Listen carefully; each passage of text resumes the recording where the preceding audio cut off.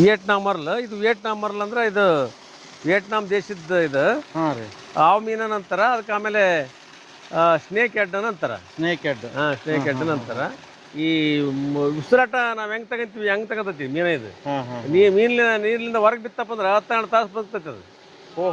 ಕಾಟ್ಲಾ ಮೀನ ಅವು ರೋವ್ ಇದ್ರಾಗ ಹಾಕಿದ್ವಿ ಅಂದ್ರ ಸತ್ತೋಗ್ಬಿಡ್ತಾವು. ಅವಕ್ಕೆ ಆಕ್ಸಿಜನ್ ಸಿಗಲ್ಲ ಅವಕ್ಕ. ಹೌದ್ರಿ. ಆ ಮೀನ ತಂದು ಇದಕ್ಕೆ ಹಾಕಿದ್ರೆ 10,000 ಉಳಿಯಂಗಿಲ್ಲ. ಇವು 10,000 ಮೀನ ಇಲ್ಲಿ ಯಾಕದಾವ ಅಂತಂದ್ರ ಇವು ಹೊರಗಡೆ ನಾವು ಉಸಿರಾಟ ತಗಂತಾವಲ್ಲ ಹಂಗೆ ತಗಂತಾವು. ಆಮೇಲೆ ಇದೇ ಬಾವ್ಯಾಗ ಆಗಲೇ ನಾವು ಮೊದಲ 14 ಲಕ್ಷ ರೂಪಾಯಿ ಮೀನ ತೆಗ್ದಿವಿ. ನಮಸ್ಕಾರ ರೀ ಗೌಡ್ರಿ. ನಮಸ್ಕಾರ ರೀ. ಇಲ್ಲಿ ಒಂದ್ ಕಡೆ ಕೆರಿ ಕಾಣ್ತದ್ರಿ, ಮತ್ತೊಂದ್ ಕಡೆ ನೋಡಿದ್ರ ಬಾವಿ ಅದ.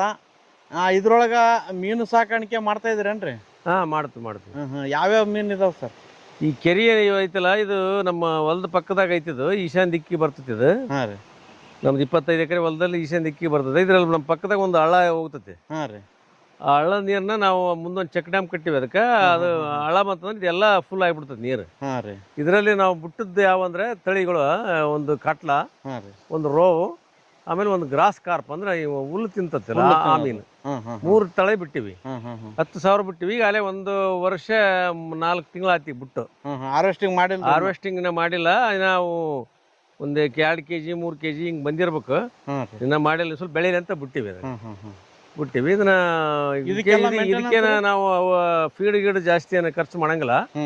ಇದಕ್ಕೆ ನಾವು ನಮ್ಮಲ್ಲಿ ಕೋಳಿ ಪಾಳಿ ಯಾವ ಫಾರ್ಮ್ ಐತಲ್ಲ ಅದ್ರಾಗ ಯಾವ ಸತ್ತು ಕೋಳಿ ಪಾಳಿನ ಕಟ್ ಮಾಡಿ ಹಾಕ್ತಿವಿ. ಅದಕ್ಕೆ ಆಮೇಲೆ ಇವು ಯಾವ ಕುರಿ ಪರಿ ಸತ್ತು ಅಂದ್ರೆ ಅವನು ಕಟ್ ಮಾಡಿ ಹಾಕ್ತಿವಿ.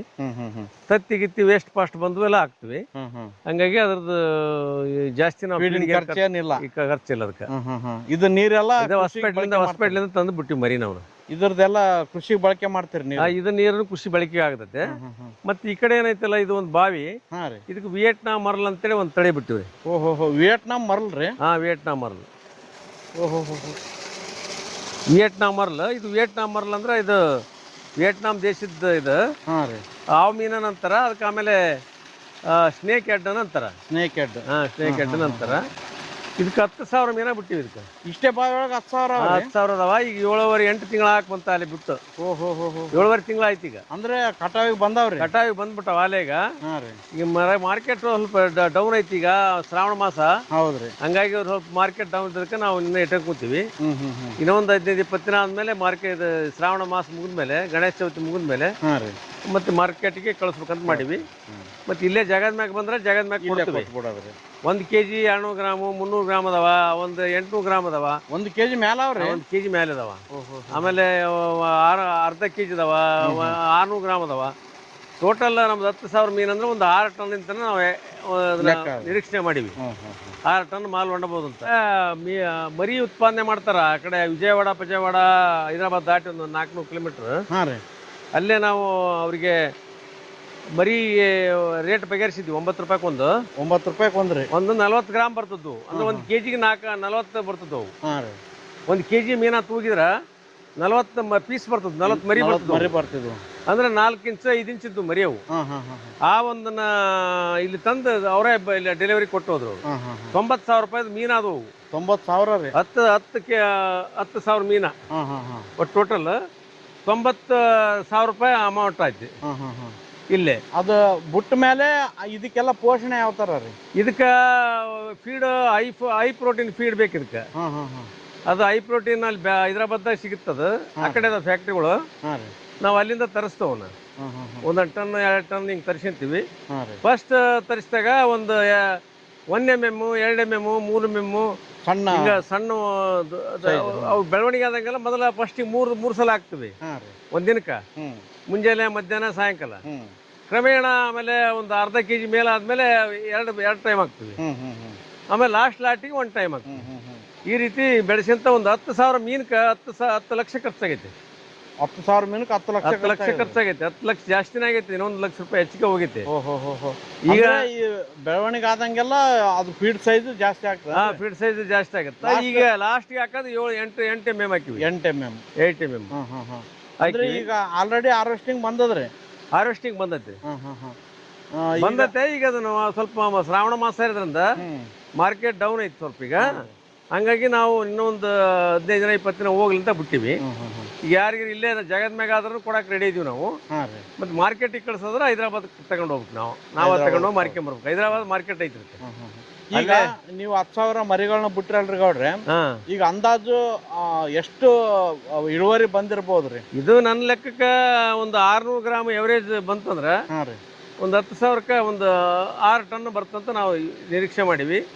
ನೋಡ್ಬೇಕದು ಈ ಸಲ ಕಟಾವು ಬಂತ ಮಾರ್ಕೆಟ್ ಹೋಗ್ತಿದ್ರೆ ಗೊತ್ತಾಗುತ್ತೆ.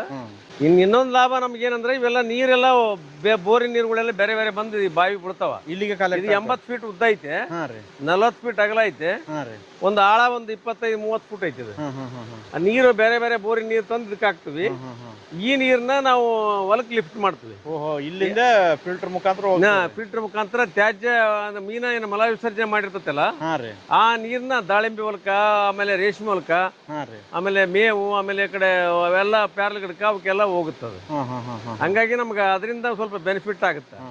ಅಂದ್ರೆ ಅದ್ರ ತ್ಯಾಜ್ಯ ಪದಾರ್ಥದಿಂದ ನಮ್ಗೆ ಹೊಲಕ್ಕ ಮುಖಾಂತರ ಗೊಬ್ಬರ ಕೊಟ್ಟಂಗ ಆತತಿ. ಈಗ 11 ಲಕ್ಷ ಖರ್ಚಾಗ್ಯದಲ್ರಿ, ಆದಾಯ ಎಷ್ಟು? ಆದಾಯ ನಮ್ಮ ಲೆಕ್ಕಕ್ಕ ಅವ್ ಏನಾಗುತ್ತೆ ರೇಟ್ ನೋಡ್ಬೇಕು. ನಮ್ಮ ರೇಟಿನ ಮೇಲೆ ಆದಾಯ ಆಗುತ್ತೆ. ನಮ್ಗೆ ಏನ್ ಸಿಗ್ತೈತೆ ನೋಡ್ಬೇಕು. ಮತ್ತೀಗ ಅಂದಾಜು ಏನ್ ರೇಟಿಗೆ ಮಾರಾಟ ಏನ್ 300 ತನ ತಗಂತಾರ. 300 ತನ ಇದು ಜಗತ್ನಾಗ ಎವರೇಜ್ ರೇಟ್, ಸರಾಸರಿ ರೇಟ್ 300 ತನ ಹೋಗ್ತದ್ವು. ಮತ್ತೆ ಈಗ ಮಾರ್ಕೆಟ್ ಸ್ವಲ್ಪ ಜಾಸ್ತಿ ಜನ ಮಾಡಾಕತ್ತಾರಲ್ಲ, ಮಾರ್ಕೆಟ್ ಮೇಲೆ ಡಿಪೆಂಡ್. ಅದ್ರ ಲಾಭ ಲುಕ್ಷಣ ಆಗೋದಿಲ್ಲ, ಲಾಭ ಕಮ್ಮಿ ಆಗ್ತೈತೆ ಅಷ್ಟೇ. ಏನು ಒಮ್ಮೆ ಗಂಟೆನೂ ಆಗ್ತೈತಿ, ಹೇಳಕ್ಕಾಗಲ್ಲ. ಒಮ್ಮೆ ಲಾಭನೂ ಆಗ್ತೈತೆ. ನೋಡ್ಬೇಕು ಈ ಸಲ ಮಾರ್ಕೆಟ್ ಆದ್ಮೇಲೆ ಗೊತ್ತಾಗುತ್ತೆ ನಮ್ಗೆ. ಒಟ್ನಾಗ ಈ ರೀತಿ ನೀರಿನ ಅನುಕೂಲ ಇರೋರು ಮೀನು ಸಾಕಾಣಿಕೆ ಮಾಡೋದ್ರಿಂದ ಮೀನಿನಿಂದ ಆದಾಯ ಬರ್ತದ, ಜೊತೆಗೆ ಅದ್ರ ತ್ಯಾಜ್ಯದಿಂದ ನಮ್ಮ ತೋಟಕ್ಕೆ ಒಳ್ಳೆ ಗೊಬ್ಬರನ ಆಗ್ತತೆ. ನಮ್ದೇನು ನಾವೇನಿಲ್ಲ ಆಳಿನ ಪಾಳಿಂದ ಇಲ್ಲಿ ಬೇಕಾಗಿಲ್ಲ, ಆಳ ಬೇಕಾಗಿಲ್ಲ. ಇದಕ್ಕೆ ಮನೆಯರ ಹಾಕಿಬಿಡ್ತಾರ ಫೀಡ್. ನಿರ್ವಹಣೆನೂ ಕಡಿಮೆ. ನಿರ್ವಹಣೆ ಕಮ್ಮಿ. ಇನ್ನೇನ ಎಕ್ಸ್ಪೆಂಡಿಚರ್ ಜಾಸ್ತಿ ಐತಿ. ಯಾಕಂದ್ರೆ ಈ ಮರಿ ತಗೊಳೋದಾಗ್ಲಿ, ಆಮೇಲೆ ಈ ಫೀಡಿಂದ ಭಾಳ ಬರುತ್ತೆ ಖರ್ಚು. ಈಗ ನಿಮ್ಗೆ 1,000 ಮೀನು ಅಂದ್ರೆ 1 ಲಕ್ಷ ಮೇಲೆ ಬೇಕು ಖರ್ಚು ಮಾಡ್ಬೇಕಾಗತ್ತೆ. ಖರ್ಚು ಮಾಡ್ಬೇಕಾಗತ್ತೆ. ಮತ್ತೆ ಅದ್ರ ತಕ್ಕಂತೆ ಬೆಲೆ ಸಿಕ್ಕರೆ ಚಲೋ. ಈ ಬೆಲೆ ಸಿಗ್ಲಿಕ್ಕೆ ಏನ್ ಮಾಡ್ತೀರಿ? ಆಮೇಲೆ ಎಕ್ಸ್ಪೋರ್ಟ್ ಹೋಗ್ತಾವ, ಆಮೇಲೆ 5 ಸ್ಟಾರ್ ಹೋಟ್ಲಕ್ಕ ಅವಕ್ಕೆಲ್ಲ ಹೋಗ್ತಾವ. ಇದು ಭಾಳ ಒಂದು ಇದಕ್ಕ ನಾವು ಈ ಉಸಿರಾಟ ನಾವ್ ಹೆಂಗ್ ತಗಂತೀವಿ ಹೆಂಗ್ ತಗತೈತಿ ಮೀನ. ಇದು ನೀರ್ಲಿಂದ ಹೊರಗೆ ಬಿತ್ತಪ್ಪ ಅಂದ್ರೆ 12 ತಾಸು ಬದುಕ್ತೈತಿ ಅದು. 12 ತಾಸು ಬದುಕ್ತೈತಿ ಅದು. ಅಂದ್ರೆ ಜೀವಂತ ಮೀನುಗಳೇ ತಗೊಂಡು ನಾವು ಮಾರ್ಕೆಟ್ ಹೋಗ್ಬೇಕಾದ್ರೆ 50ಕ್ಕೆ 200 ಲೀಟರ್ ನೀರ್ನಾಗ 40 ರಿಂದ 50 kg ಮೀನುಗಳು ಹಾಕೊಂಡು ಹೋಗ್ತೀವಿ ನಾವು. ನೀರ್ನಾಗ ಹಾಕೊಂಡು ಹೋಗ್ತೀವಿ. ಹಾಕೊಂಡು ಹೋಗ್ತೀವಿ. ಆಮೇಲೆ ಹೊರಗೆ ಬಿದ್ರೂ ಒಂದು 12 ತಾಸು ಬದುಕುತ್ತೆ ಅದು. ಅದಕ್ಕಾಗಿ ಅಷ್ಟು ಬೇಡಿಕೆ ಹೆಚ್ಚಾಗಿ 5 ಸ್ಟಾರ್ ಹೋಟ್ಲ ಅವು ಇವು ಇಂಥವೆಲ್ಲ ದೊಡ್ಡ ಸ್ವಲ್ಪ ಕಾಸ್ಟ್ಲಿ ಆಗ್ತೈತಲ್ಲ ಮೀನ, ಹಂಗಾರ ಮಾರ್ಕೆಟ್ಗೆ ಹೋಗ್ತಾವ. ಎಕ್ಸ್ಪೋರ್ಟ್ನು ಕಳಿಸ್ತಾರ. ಇದ್ರೊಳಗ ಪೌಷ್ಟಿಕಾಂಶ ಜಾಸ್ತಿ ಇರ್ತದೆ.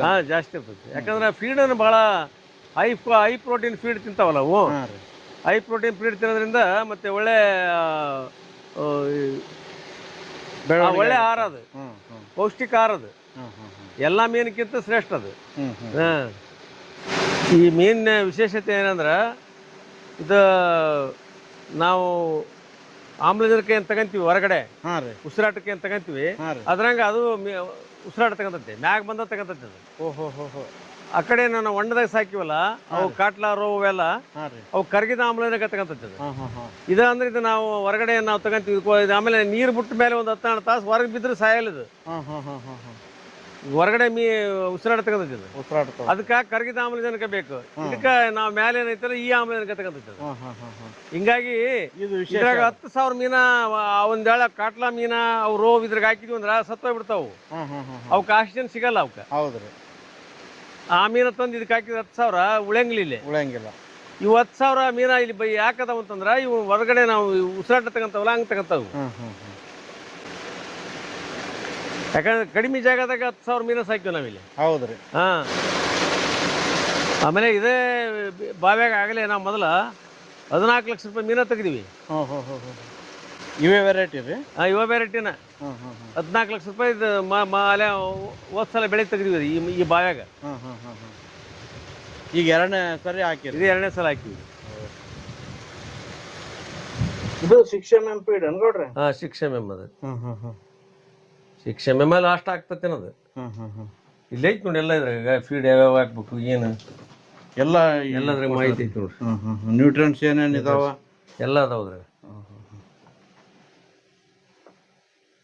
ಇದು 2 mm 2 mm ಚಾಲು ಆಗುತ್ತದೆ. 2 mm 3 mm 5 mm 7 mm 10 mm. ಈ ತರ ಆ ಮೀನು ಯಾವ ತರ ಬೆಳವಣಿಗೆ ಆಗ್ತಾವ ಅದ್ರ ಪ್ರಕಾರ ಹಾಕ್ಬೇಕು ಅದನ್ನ ಫೀಡ್ ಕೊಡೋದು. ನೇಕೆಡ್ ಫಿಶ್ ಇಷ್ಟೆಲ್ಲ ಪೋಷಕಾಂಶಗಳು ಇರ್ತಾವಾಗ ಇದ್ರಾಗ. ಪ್ರೋಟೀನು ಅದು ಇದು ಎಲ್ಲ ಕ್ಯಾಲ್ಸಿಯಮ್ ಜಿಂಕ್ ಮೆಗ್ನೀಷಿಯಮ್ ಅಷ್ಟು ಇರ್ತೈತೆ ಇದ್ರಾಗ. ಇದೆಲ್ಲ ಪೋಷಕಾಂಶಗಳು ಇರ್ತದೆ. ಫಿಶ್ ಆಯಿಲ್, ಈಗ ವೆಜಿಟೇಬಲ್ ಪ್ರೋಟೀನ್, ಇದೆಲ್ಲ ಪೋಷಕಾಂಶ ಇರ್ತದೆ. ಈ ರೀತಿ ಕಾಳು ಟೈಪ್ ಇರ್ತಾವ್ರಿ. ಕಾಳು ಟೈಪ್ ಇರ್ತವೆ. ತೇಲ್ತತಿ ಅದು ಮುಳುಗೋದಿಲ್ಲ. ಅದು ನಿಮ್ಗೆ ಒಂದು 2 3 4 ತಾಸು ಇಂತ ಮುಳುಗೋದಿಲ್ಲ. ಅದು ಮ್ಯಾಗ ಬಂದು ತಿಂದ್ಬಿಡ್ತಾವೆ ಅವ. ಆಮೇಲೆ ಮೀನನ್ನ ಮೇಲೆ ಇರ್ತದೆ. ಇದು ಉಸಿರಾಟಕ್ಕೆ ಮೇಲೆ ನಮ್ಮ ಉಸಿರು ತಗೋನಕ್ಕೆ ಬರ್ಬೇಕಲ್ಲ, ಆ ಥರ ಮೇಲೆ ಮ್ಯಾಗ ಬರ್ತದೆ.